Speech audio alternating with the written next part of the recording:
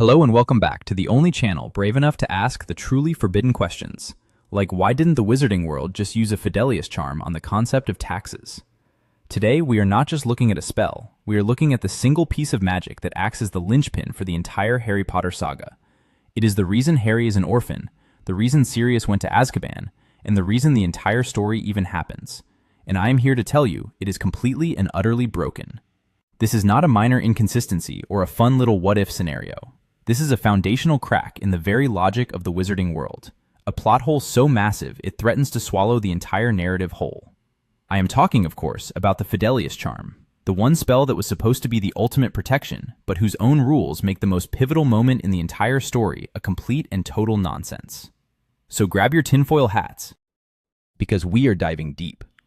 First, let's establish what the Fidelius charm is supposed to do, according to the books. Professor Flitwick gives us the primary definition in Prisoner of Azkaban. It is an immensely complex spell involving the magical concealment of a secret inside a single living soul. The information is hidden inside the chosen person, the secret keeper, and is henceforth impossible to find unless the secret keeper chooses to divulge it.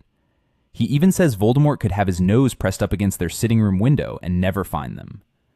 This sounds like the perfect protection, right? The ultimate magical safe house. This is exactly what the Potters needed. So, James and Lily Potter go into hiding, using the charm to conceal their location in Godric's Hollow. They need to choose a secret keeper, the one person who can tell others where they are.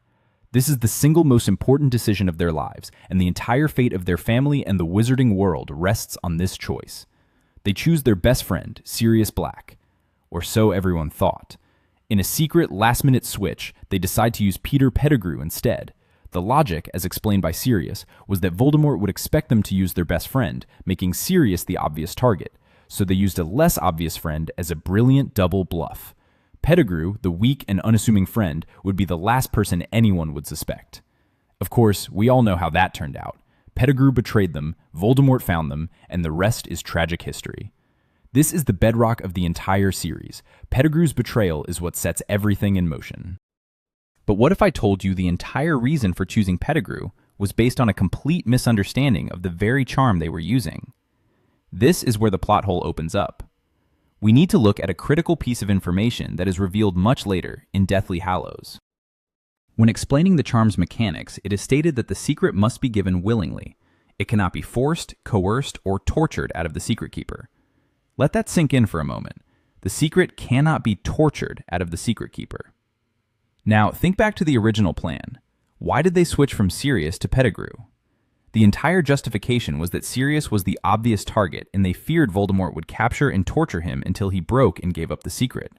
But if the charm itself magically prevents the secret from being extracted by torture, their entire strategic reasoning for the switch is completely fundamentally flawed.